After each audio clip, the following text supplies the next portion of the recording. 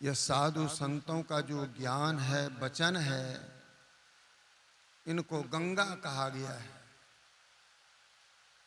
जिस तरह से गंगा में स्नान करने से हमारे वैदिक धर्म के लोग मानते हैं कि हम पवित्र हो गए। जब कोई पर्व होता है, छठ इत्यादि, तो दूर दूर से लोग जाते हैं गंगा स्नान करने के लिए। मैं ट्रेन में देखता हूँ कि नेपाल से लोग जाते हैं मनिहारी नहाने के लिए। क्या बात है भाई, छठ पर्व है इसलिए हम नहाने जाते हैं। का है, और नदी में कुआं में स्नान कर लेते? नहीं, गंगा में स्नान करेंगे, इसलिए कि गंगा का बड़ा महत्व है। उसी तरह से शास्त्रों में साधु समागम का बड़ा महत्व है। इस साधु समागम को, साधु समाज को तुलसीदास जी रामायण में तीर्थराज कहा है। चलता फिरता यह तीर्थराज है। मुद मंगलमय संत समाजू, जो जग जंगम तीर्थ राजू। तीर्थों का राजा जो प्रयागराज है, जहां त्रिवेणी संगम की धारा चलती है, उसी तरह से सत्संग को कहा गया है, साधु समागम को कहा गया है। यहां भी गंगा जमुना सरस्वती की धारा प्रभावित होती है, और इस संगम स्थान पर जो स्नान करता है, अवगाहन करता है, उसका जीवन धन्य धन्य हो जाता है। संत सरोवर गंग जल ताहि पखारहो अंग, सो दहिया निर्मल भई साधुन के सत्संग। यह संत मत का सत्संग है। वेद, उपनिषद, गीता, रामायण, भागवत, महाभारत और संतवानियों का तो कहना ही क्या है, उनका तो मूल आधार है ही। लेकिन मुख्य रूप से जो हमारे प्राचीन आर्ष ग्रंथ है, वेद, उपनिषद, महाभारत, रामायण, इसका मूल आधार है। वेदों में 3 भाग बताया गया है ज्ञान का: कर्म कांड, उपासना कांड और ज्ञान कांड। ज्ञान कांड को ही उपनिषद कहा गया है, उपनिषद को वेदांत कहा गया है। वेदांत मतलब जहां ज्ञान का अंत हो जाता है, जिस ज्ञान को प्राप्त कर लेने के बाद कुछ जानने को, कुछ पाने को, कुछ सीखने को बाकी नहीं रहता है, उसी ज्ञान का नाम है वेदांत ज्ञान। तो उपनिषद में जिस ज्ञान का बखान ऋषि महात्मा लोग किए हैं, जिस तत्व का विवेचन किए हैं, जिस वस्तु को जानने के लिए बताया गया है, अगर उस वस्तु को प्राप्त कर लिया जाए तो फिर उसके आगे कुछ आपको प्राप्त करने की जरूरत नहीं है। सब कुछ पूरा। आपको ज्ञान चाहिए तो आप ज्ञान में इतने बड़े ज्ञानी होंगे कि सर्वज्ञ हो जाएंगे। आपको किसी को प्रश्न का उत्तर देने में वेद, रामायण, गीता का श्लोक उदाहरण नहीं देना पड़ेगा। संग तीनों काल के ज्ञाता होने के कारण आप अपने विचार से उसको समझा देंगे। आप जो जीवन में इंद्रिय भोग से सुंदर सुंदर पदार्थ को खाते हैं, पहनते हैं, दर्शन करते हैं, उससे सुखी होते हैं, इस तरह से उपनिषद में बताया गया जो वस्तु पदार्थ है, अगर उसको प्राप्त कर लेते हैं तो फिर आपको संसार के किसी भी पदार्थ को पाने की इच्छा नहीं होगी। चाह गई चिंता मिटी मनवा बेपरवाह, जाको कछु न चाहिए सोई शहंशाह। यह ज्ञान है संत मत का। इसलिए यह जो संत मत नाम रखा गया है, या कोई व्यक्ति विशेष संत के नाम पर नहीं है। दुनिया में जितने संत हुए हैं सभी संतों के नाम पर यह संत मत रखा गया है। और यह संत मत है क्या? गोसाई तुलसीदास जी महाराज लिखते हैं रामायण में कि वेद पुराण यहां न पक्षपात कछु राखो, वेद पुराण संत मत भाखो। यहां मैं किसी प्रकार का पक्षपात की बात नहीं करता हूं। बहुत जगह तुलसीदास जी महाराज कथा कहानी को भेदभाव के माध्यम से बना करके समझाए हैं, लेकिन तत्व ज्ञान को समझाने के लिए किसी प्रकार का भेदभाव नहीं, सब संतों का एक मत सिद्ध किया है और वह वेद मत है। और यह वेद पुराण संत मत भाखो। वेद पुराण का जो मत है वह साधु संतों का मत है, इसलिए यह वैदिक मत है। संत कबीर साहब के ग्रंथ जो मान्य ग्रंथ है बीजक, उस बीजक में लिखा हुआ है कि वेद पुराण कहो कि न झूठा, झूठा जो न विचारा। आज कुछ कबीर पंथ के अनुयायी लोग वेद को नीचा दिखाते हैं। यह आडंबर का ग्रंथ है। कबीर साहब का ज्ञान वेद से ऊंचा ज्ञान है, बहुत ऐसे लोग कहते हैं। लेकिन कबीर साहब स्वयं अपने ग्रंथ बीजक में लिखा हुआ है, वेद पुराण कहो कि न झूठा।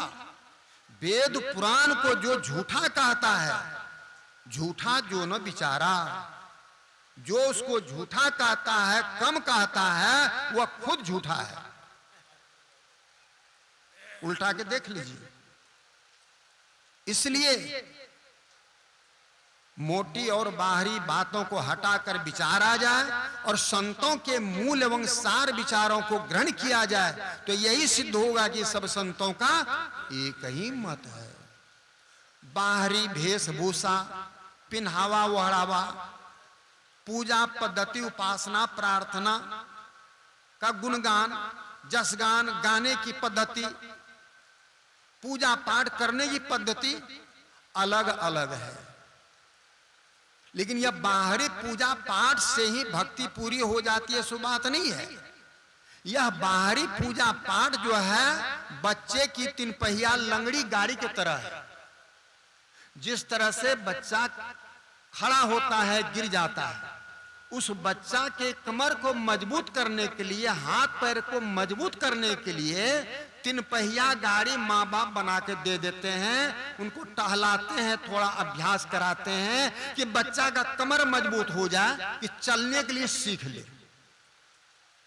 बच्चा वह तीन पहिया गाड़ी लेकर के चलता है, फिरता है, खेलता है। लेकिन जब बच्चा का कमर मजबूत हो जाता है, हाथ पैर मजबूत हो जाता है, तो बच्चा वह तीन पहिया गाड़ी को छोड़ देता है। तब बच्चा स्वयं चलने लगता है। उसको दीजिएगा भी तो वह उसको छोड़ देगा, फेंक देगा उठा के, स्वयं दौड़ेगा वो। उसी तरह से असल में तो आत्मा के द्वारा ही परमात्मा की उपासना होती है।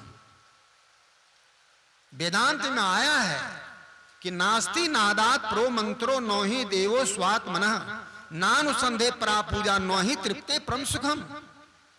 अपनी आत्मा से बढ़कर के कोई देवता नहीं है, इसलिए अपनी आत्मा की उपासना करो, खोज करो। नोहि देवो स्वात्मनः, अपनी आत्मा से बढ़कर के कोई देव नहीं है।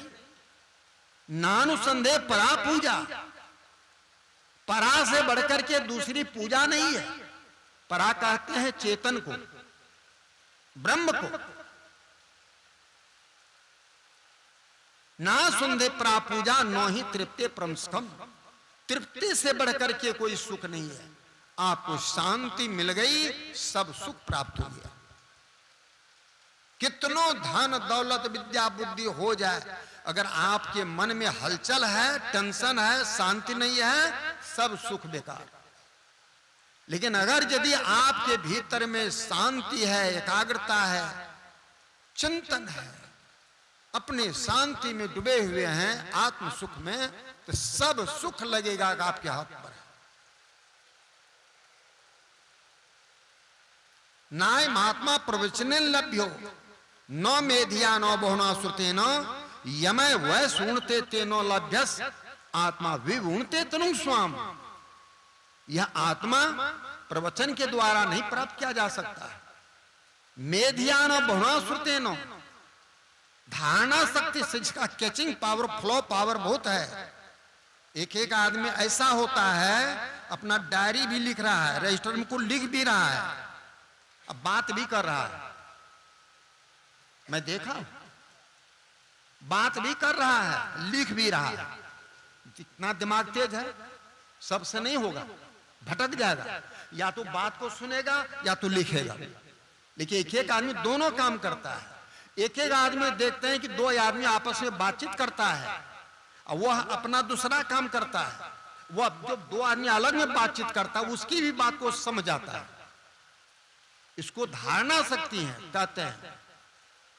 फिर मेधिया, मेधा शक्ति, एक एक व्यक्ति की मेधा शक्ति इतनी तीव्र होती है कि वेद पुराण शास्त्र को पढ़ने में बहुत आगे, भौतिक विद्या भी पढ़ने में देखते हैं डबल एम है, ट्रिपल एम है, डिग्री देखिए।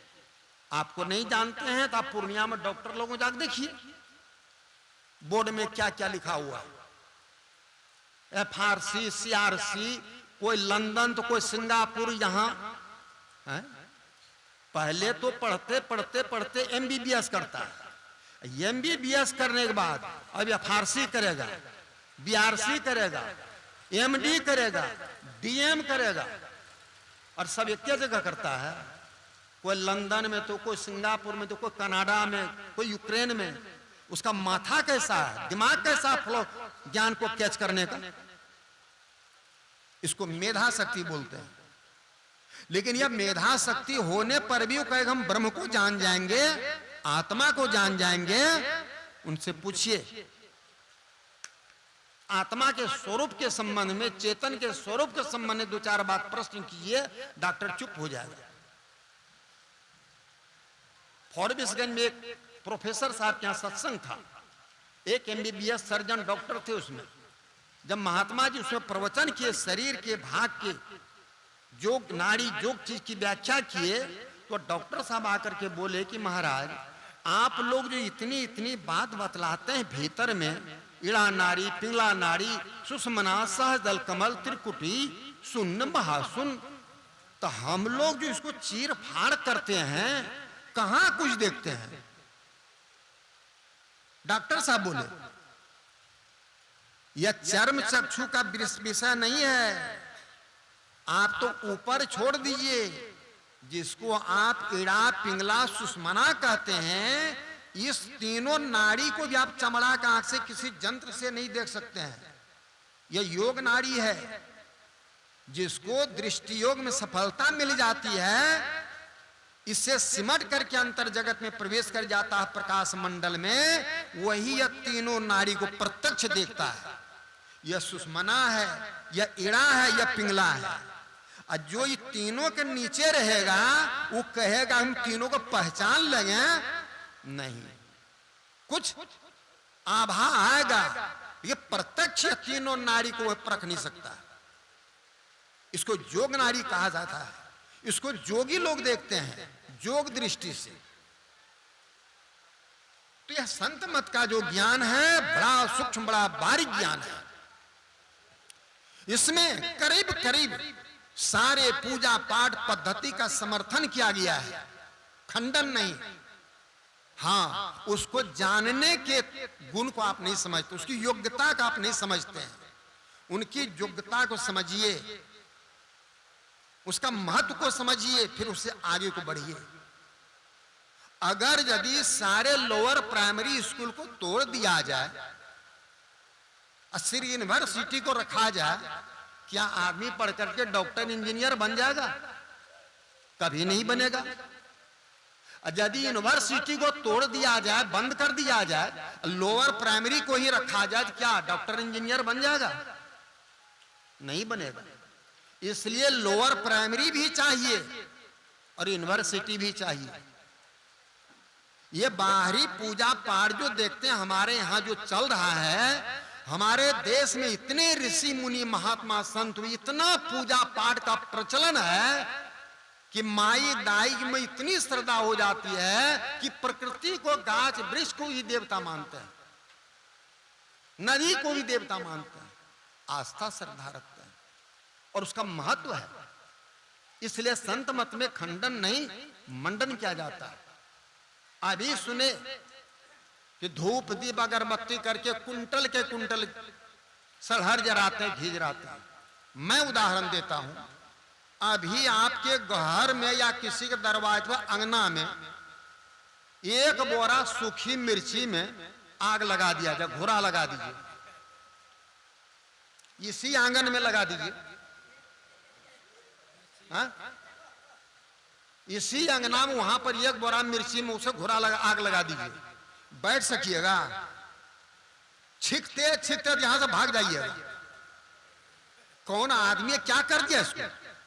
जब वह 1 किलो 1 बोरा मिर्ची को जलाने से ऐसा हो जाता है, उसमें अगर यदि तिल, जौ, केसर इत्यादि समिधा को डाल करके वैदिक मंत्र के द्वारा उसका हवन किया जाता है तो उसका कोई असर नहीं है। उससे बाहरी पर्यावरण शुद्ध होता है।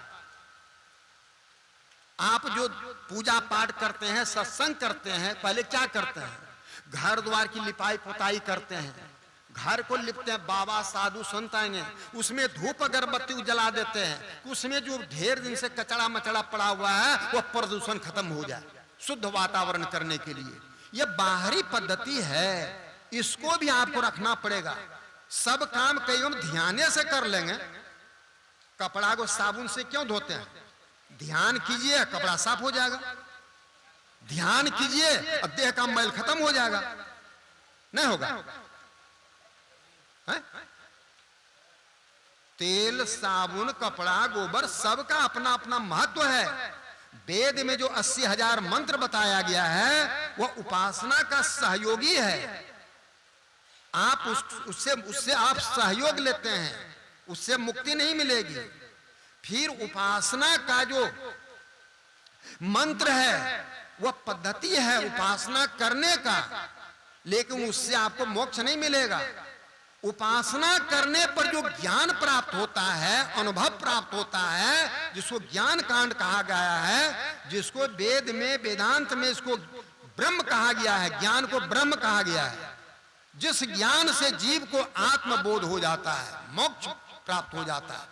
तुलसीदास जी रामायण में लिखते हैं कि धर्म ते विरति जोग ते ज्ञाना। धर्म करने से विरक्ति होती है, संसार से मन मुड़ता है, परमार की तरफ मन झुकता है। सत्संग क्यों कराते हैं? पता चला कि विजय बाबू उनकी पत्नी रात में दीक्षा ली। का है दीक्षा? का है लिए? इतना दिन से खाते थे, पीते थे, जीते थे। समझते समझते समझ गया कि नहीं, ये अंडा गंडा मांस मछली खाने से सब दिन फायदा नहीं है, पूजा अर्चन बंधन भी करना चाहिए। दीक्षा ले ली। महाराज की जय। क्या हुआ?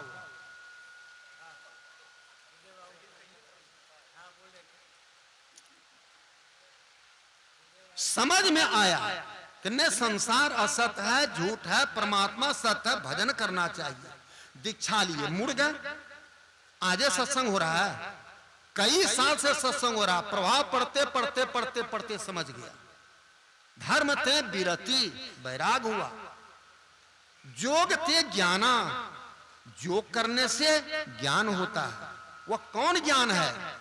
जिस ज्ञान से जीव को आत्मबोध होता है, ब्रह्म का बोध होता है। ज्ञानान मोक्ष मोआप्नोति तस्मात् ज्ञानं प्राप्त, तस्मात् ज्ञानं प्राप्त परम। जिस ज्ञान से जीव को निज स्वरूप का, वो अनादि अनंत अपारा का ज्ञान होता है। अभी यह नाम रूप का ज्ञान होता है, लेकिन योग करने से नाम रूपातीत अनंत स्वरूपी जो ब्रह्म है, जो घट घट में व्यापक है, जो इंद्रियातीत है, जो समाधि में जाकर के आत्मा के द्वारा बोध होता है, उस स्वरूप का ज्ञान होता है। सब बंधन खत्म हो जाता है, मोह विकार खत्म हो जाता है। कल जो सुने थे काम क्रोध लोभ मोह, इसको बात बनाने से बाहर नहीं छोड़ेगा ये, वेद पुराण पढ़ने से नहीं छोड़ेगा ये पटकबे करेगा। इसका दायरा सीमा है। अभी सुने ना, कमल सहस दल पार में मन बुद्धि हीरा ना हो, प्राण पुरुष आगे चले सोई करत बखाना हो। यह काम क्रोध लोभ मोह विकार मन से उत्पन्न होता है, इसका जन्मदाता है मन। यह मन का दौड़ है सहस कमल तक, कारण मंडल तक। जो कारण मंडल को पार कर जाता है उसका विकार खत्म हो जाता है, निर्मल हो जाता है, ज्ञानी हो जाता है। उनका निर्मल बैगन सिझा हुआ स्वभाव हो जाता है, द्वैत अद्वैत से परे उनका स्वभाव कैसा हो जाता। कल जो सुने थे कि हाथ में फूल लेते हैं, चाहे बायां हाथ में रखिए चाहे दायां हाथ में रखिए, बराबर सुगंध देगा। लेकिन जो कहेगा हम नौ द्वार में रह करके पठंत विद्या से हम ऐसा समदर्शी महात्मा बन जाएंगे, समदर्शी ज्ञानी बन जाएंगे, संभव नहीं है। मन पर कुछ न कुछ असर आपका उल्टा सीधा मान अपमान का पड़ेगा, लेकिन अभ्यास के द्वारा आपको इसको ऊपर उठाना है। इसीलिए हमारे संत मत में ईश्वर का स्वरूप ज्ञान कराया जाता है। जिस ईश्वर को जान लेने से जीव का परम कल्याण हो जाता है, सब विकार छूट जाता है। इसके लिए प्रमाण दिया गया है वेद में, ओम सो यो ज्योत उरुगायस्य ज्योतिं वृथा क्रीडन्तं मिमितेन गावः परिणसं कृणुते तिग्म श्रृंगो हरिदृश्य नक्तमरिजरः। जो परमात्मा हाथ पैर गुदा लिंग सारे इंद्रियों से परे है, इसके द्वारा नहीं जाना जा सकता है। किसके द्वारा जाना जाएगा? जिस आत्मा के बारे में चर्चा करती, इस आत्मा के द्वारा उसको पहचाना जाता है। जैसे आईना है, आईना में आप अपना प्रतिबिंब को देखते हैं, किसका चेहरा है? आप ही का चेहरा है। योग का माध्यम लेकर के जो आप अपने अंदर में ध्यान करते हैं, यह अपने स्वरूप का ही ध्यान करते हैं।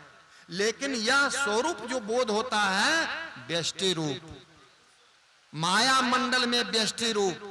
ध्यान करते करते जब त्रिगुणी माया को पार कर जाइएगा, निर्गुण मंडल में जाइएगा, तो समष्टि रूप का बोध हो जाएगा। जब शरीर इंद्रियों के घेरा से चेतनात्मा निकल करके शरीर इंद्रियों के बेड़ा को तोड़ करके इंद्रियातीत हो जाएगा, स्वरूप का ज्ञान होगा, तब ब्रह्म स्वरूप हो जाएगा। वेद कहता ऐसा करो। वेद में आया है ओम सहस्र शीर्षः पूर्वः सहस्राक्षः सहस्रपाद स्वभूमिं सर्वतः स्पृत्वा तिष्ठत् दशांगुलम् वेदाहमेतं पुरुषं महान्तं मादित वर्णं तमसः प्रस्तात् तमेव विद्वात् मृत्युमेति नान्य पंथा विद्यते अयनाय। वेद में आया है कि वह परमात्मा सहस्र पैर वाले, सहस्र आंख वाले, सहस्र कान वाले, सहस्र मुंह वाले, सहस्र जिह्वा वाले हैं। सहस्र का मतलब हजार नहीं, यहां सहस्र का मतलब अनंत बताया गया है। वह अनंत हैं, सब दिशा में देखते हैं, सब दिशा में बोलते हैं, सब दिशा से गंध लेते हैं, सब कुछ करते हैं, लेकिन उसका अंग कुछ नहीं है।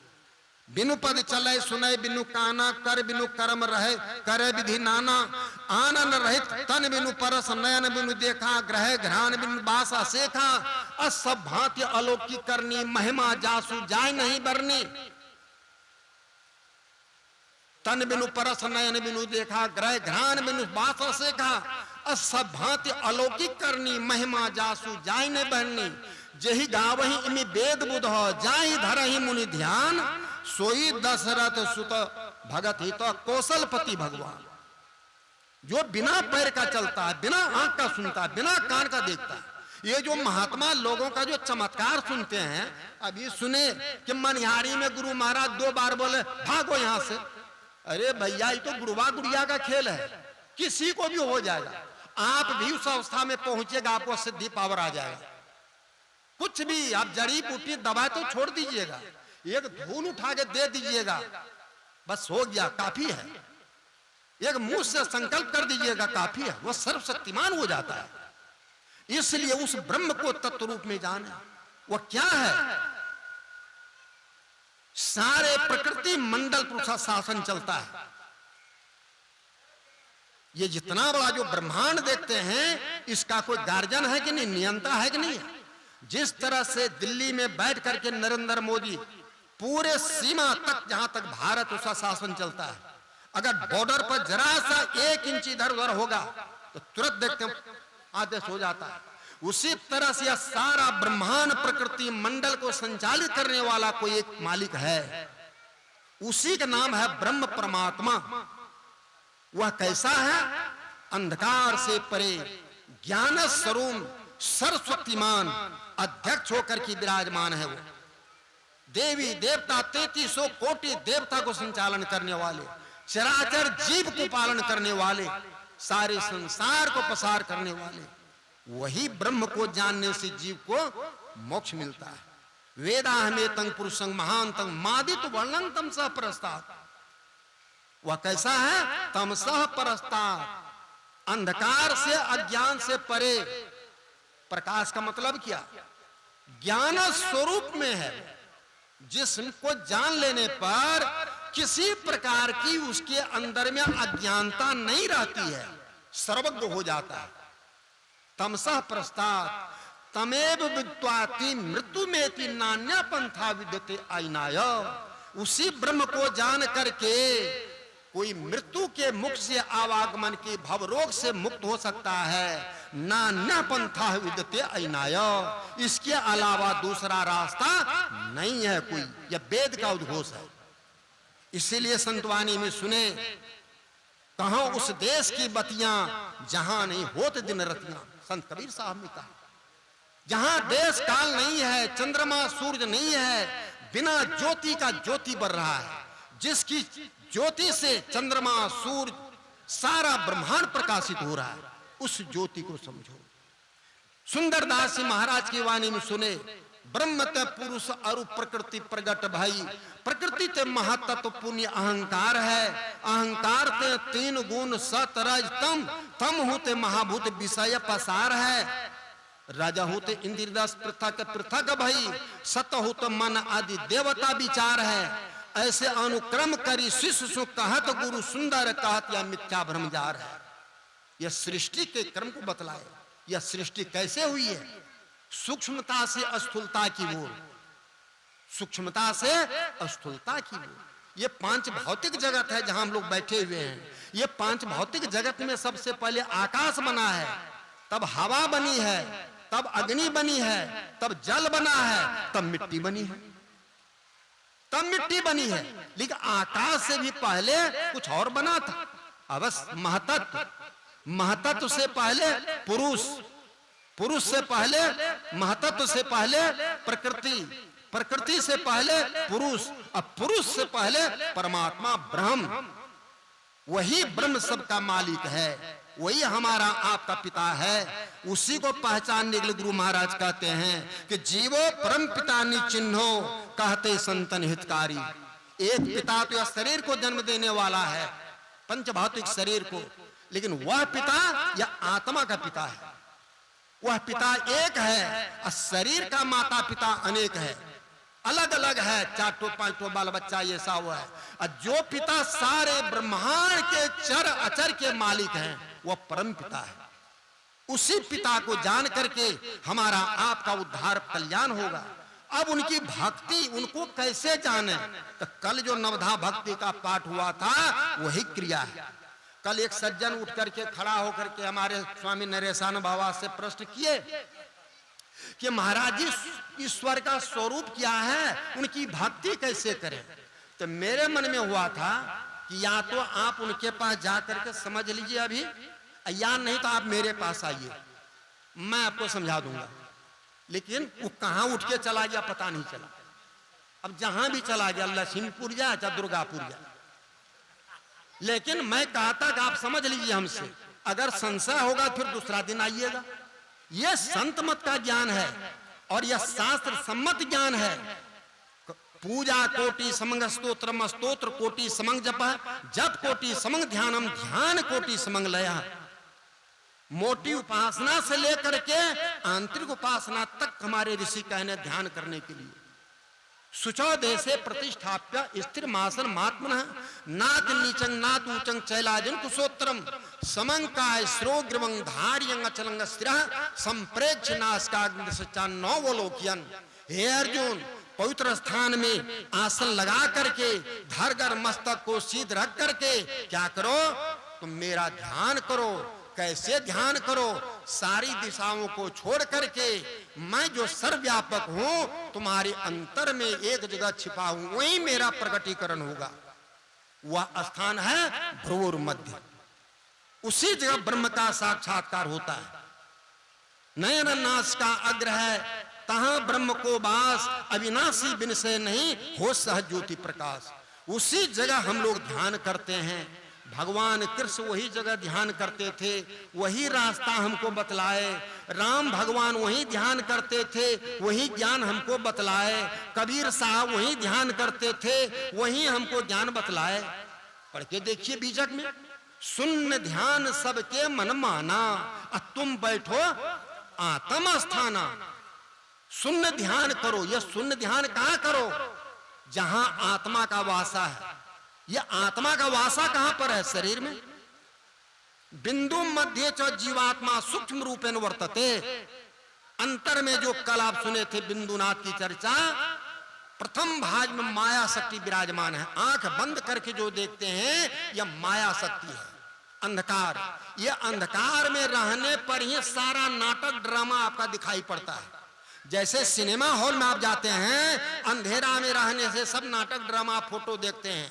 यदि उसमें प्रकाश हो जाए सब चित्र गौण हो जाएगा। उसी तरह से आंख बंद करके अंधकार जब देखते हैं यह संसार सत्य मालूम पड़ेगा।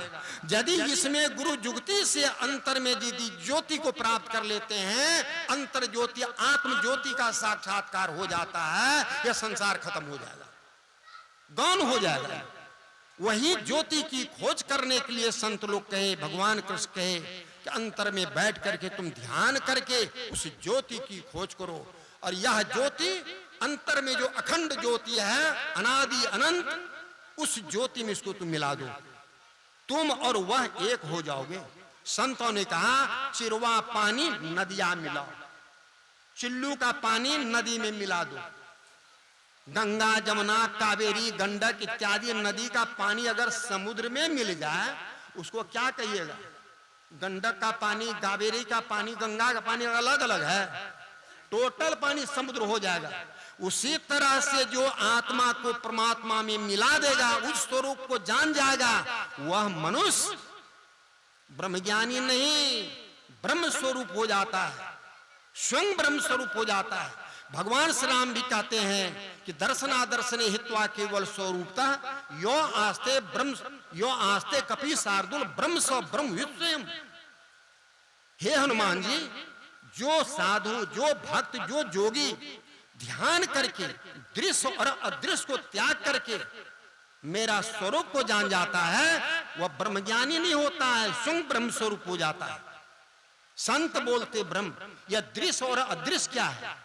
यह नाम रूपात्मक जगत को से मन को मोड़कर, अंतर में अंतर ज्योति रूप जगत से मन को मोड़कर शब्द मंडल में, निराकार मंडल में जाकर के यह अदृश्य जगत है। सहस दल कमल त्रिकुटी मंडल तक रूप जगत है।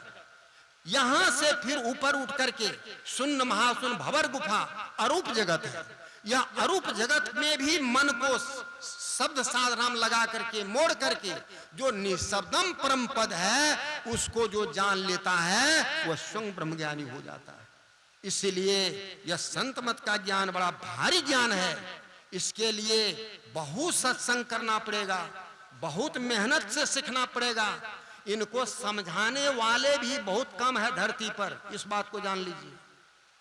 इस ज्ञान को अच्छी तरह से कोई समझा दे ऐसा महात्मा भी बहुत कम है धरती पर। अचड़ा कचड़ा महात्मा नहीं समझा सकेगा। आम को लताम, लताम को आम कह देगा, लागे न लागे खट्टो। तुम जाना है इसको? अपने तो जाना नहीं, वेद पुराण शास्त्र को अध्ययन किया नहीं, संयम व्रत को किया नहीं, देना शुरू कर दिया, काम नहीं चलेगा। शास्त्र सम्मत विचार होना चाहिए महात्मा के विचार से। जो महात्मा प्रवचन करते हैं उसका वेद पुराण शास्त्र सम्मत विचार मिलना चाहिए, शास्त्र में प्रमाण है। अब महात्मा वही बात बोलते हैं, आप करके देखिए आपको मिलता कि नहीं मिलता। इसलिए वह इंद्रियातीत परमात्मा को आपको भी इंद्रियातीत बनना पड़ेगा। कैसे? कल जो सुने थे नवधा भक्ति में, या बाहरी नाम रूप से अपने को मन को मोड़ करके एक नाम में लाइए, एक रूप में लाइए, फिर एक रूप से एक नाम से हटा करके नाम रूप का जो बीज है बिंदु, सारे रूप का बीज है बिंदु, वो बिंदु में अपने को प्रतिष्ठित कीजिए। यह बिंदु को कलम का बिंदु नहीं है, तेजो बिंदु परम ध्यान विश्वास हृदय संस्थम, जो सबके अंदर में ज्योतिर्मय बिंदु ज्योति जल रही है, सारे विश्व की आत्मा है, सारे प्राणियों के भीतर में दीपक जल रहा है, वही बिंदु से रोशनी हो रही है। उस बिंदु का ध्यान परम ध्यान है। यहां आने से सारे इंद्रियों से चेतना सिमट करके उसमें प्रतिष्ठित हो जाती है। तब अंतर में ब्रह्मनाद, ब्रह्म ध्वनि, अनहद ध्वनि, अलौकिक ध्वनि सुनाई पड़ेगी। उस अलौकिक ध्वनि में भी सार ध्वनि है, जिसको ओम स्फोट उद्गीत कहते हैं। उस ध्वनि की परख करके परम पिता परमात्मा के गोद में पहुंच जाइएगा, जहां से वह ध्वनि प्रकट हुई है। यही जीवन का सार है, यही संत मत का ज्ञान है। थोड़ा सा आप लोग दो सबने सुना दिया।